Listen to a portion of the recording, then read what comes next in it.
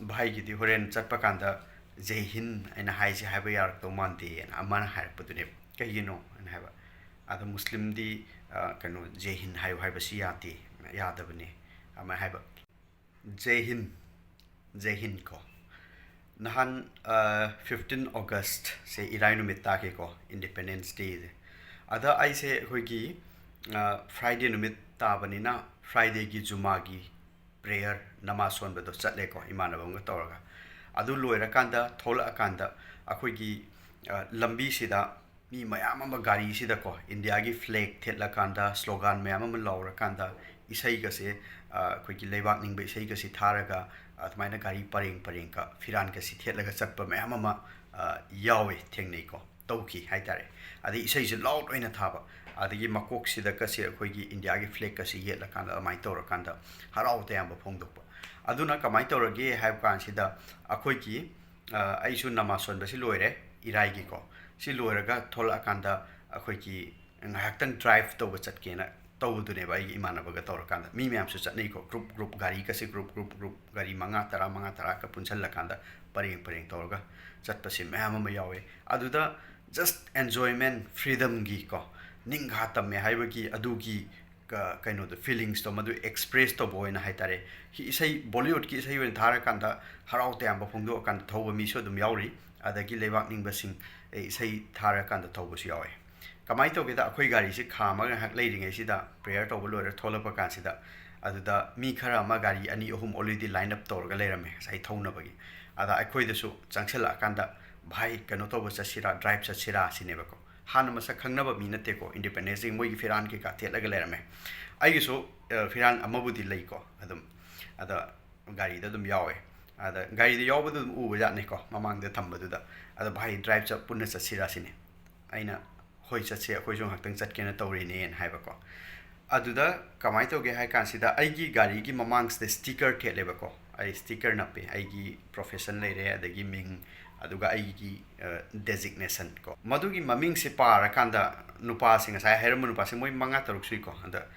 अदा हाइबा आइगु मुस्लिम की ममिंग निदना को अदु ओइबनिना करियन हाइगेदा अस भाई की होरेन चटपा कांदा जय हिंद अना हाइसे हाइबा यारक्तो मानते अमाना हाइरपदुने ngoi humari manung sidagi amana aina kaigino haibako kaigino an haiba ada muslim di kano jay hind hayu haiba si yati yadabani ama haiba aina ai kenom haige jay hind gi matang se jay hind haise hojik akoina popular oina slogan namoina launa re ise natraga hena popularize oi hele ise kamai toroga masigi history sinang haipet khangbra an haiba bhai adudi khangde sini mana nang saudi saugun hai ko madu phattawa mi di nate ko ada out of ignorance hai tare ada mana hai saudi saugun bhai ai na sum kano to da social media da kai da u badu gi matungin hai bani sine aina ai hai pet hai na hoje google da tum yeng ko jay hind hai ba term sine magi meaning si victory to india hai bani natra aduga magi term se ahan bada champakaran pillai hai ba mana 1907 da ahan ba term se coin to ki ko adu main theng na gani aduga अदमाइना term से पुथोखरे हाइबा तारगसु मदु popular ओइना सीजनरम देबा अदुगा 1940s की मतमदा कमाइ तोगे हाइबा मतमदा INA Indian National army नत्रगा Azad Hind फौज एना खंगनबदो सुब नेताजी सुभाष चंद्र बोस न लिंखटकिबदो मदुगी सिदा अबिद हसन सफरानी हाइबा मुस्लिम मचाने माना सजेस्ट तौरकांदा अदगी नेताजी सुभाष चंद्र बोस नसु एक्सेप्ट तौरकांदा हाइतारेको मोय अनिना तौरकांदा एडॉप्ट तौरे ऑफिशियली हाइतारेको अखोगी जय हिंद हाइबसी सिगी स्लोगन मोइना अलमाइ तौरकांदा इंडियन नेशनल आर्मी दा हानबा सिजिनबा हौरकांदा मदुदगी मथंग अदमाइ लाखिबदुना मरम ओइरकांदा इंडिपेंडेंस की हाइबा स्ट्रगल की मतमदुदा को अदगी इंडिपेंडेंस फंगलबा मतुंगसिदा यामना मरु ओइबा स्लोगन मोइना अदमाइ तौरकांदा कंटिन्यू तौरगा ला अगनी हुजे फाव अखोइना सिजिनरी से जय हिंद हाइसे विक्ट्री टू इंडिया हाइरिने एन हाइबको रिलीजन नत्रगा अखोइगी तोंगा तोंबा धर्म कम्युनिटी सिदा बेस तौदबा हाइतारे कॉमन ओइना लेबको अदुगुंबा पोट अमो ओइबनिना आइदी विक्ट्री टू इंडिया को विक्ट्री टू भारत को नत्र हिंदुस्तान सी ओइबनिना common oiba pot oibani nai tor kanda adumaina sizinaba horaga kanda lakrine adunane akoina hujik jai hind kan torga laurise muslim haide na kanan haige muslim loina hai ko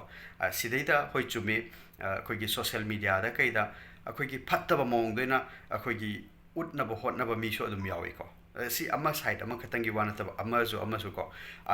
haidi tongan tongan ba masagi personal gain kharagi damakta adumai toba mi me amam yawbani na maduna maram oira kanda kaimta khangdaba mi singi mind sida phattaba mong doina chathanba mayam su yawbuduni bhai aduna ni ko ain haiba adubu chatse kedawi je hin hairoi doino haibadi pura heta khogi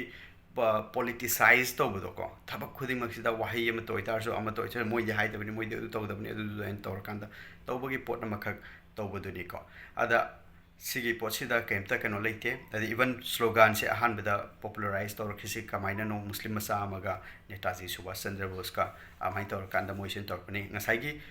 abid hasan safrani harise mama samak su international army gi member amani aduga kona indiana independence phangaba matungda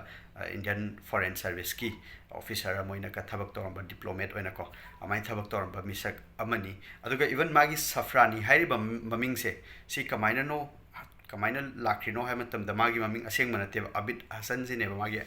aseng ba maming diko aduga safrani hai sina khoi gi hindu gi oina yamna aseng ba color amoina khanba saffron color do adugi saffron color du dagi loktho akanda communal harmony hai tare ko amaga nungsi chanana amato oibagi adugi wakhalon da madu appreciate to boina mana ngasagi safrani hai sing ngasagi saffron gi du dagi loktho akanda magi maming sida abid hasan safrani aina tor kanda admaina